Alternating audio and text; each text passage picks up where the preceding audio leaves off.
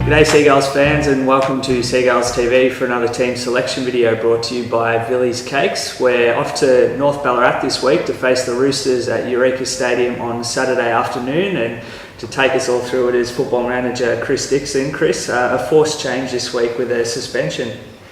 Yeah, we're disappointed to lose Nick on Tuesday night, but that's the way the cookie crumbles sometimes. So we've, I guess, accepted our medicine there, taking the 1 week.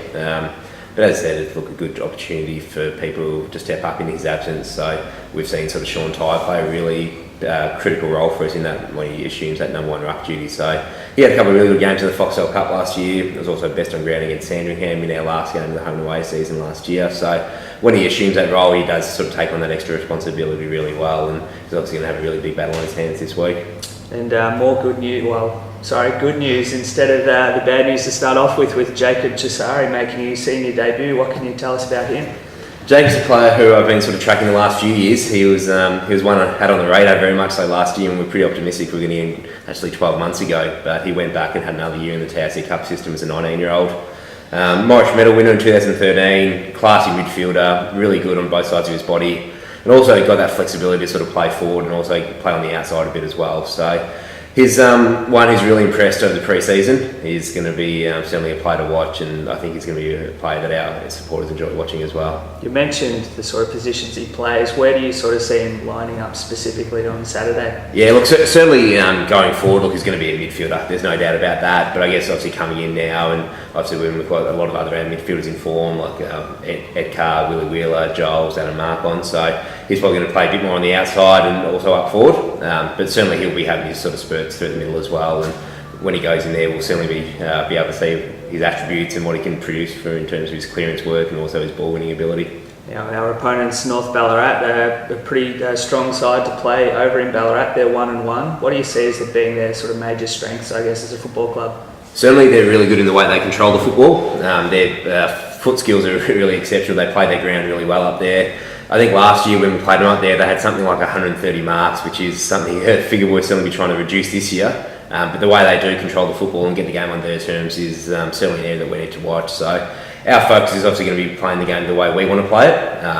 And that's going to be a big focus for us going forward. But look, they're a really dangerous opponent. Had a really good win up there in round 1 against Collingwood, and probably a bit unlucky last week. They lost a few players before the game with North Melbourne emergencies. But certainly we're going to be in for a really good fight up there, but hopefully we can come away with another win like last year. And North Ballarat have recruited strongly over the off-season, recruiting a number of players from the region, or originally from the region. That bolsters their lineup considerably. Yeah, certainly they're probably going through a similar sort of, phase that we went through in 2013 when you're preparing for that year standalone the year after. So, look, they've got a really good core of VFL players. They obviously get a lot of the North Melbourne guys coming back in, but certainly they're big recruits in the off-season. Oren Stephenson, Michael Sewell, Andrew Hooper, who's obviously played a few games with us back in the alignment with the Bulldogs. So they're 3 really quality VFL players. Like Sewell's credentials speak for themselves. Stephenson's probably been the most premier ruckman of the competition in the past 10 years, and obviously we know Hoops really well and what he was able to produce for us as a Williamstown player. So look, they're really 3 quality, really good additions, and certainly they've got a really good core of VFL players coming through.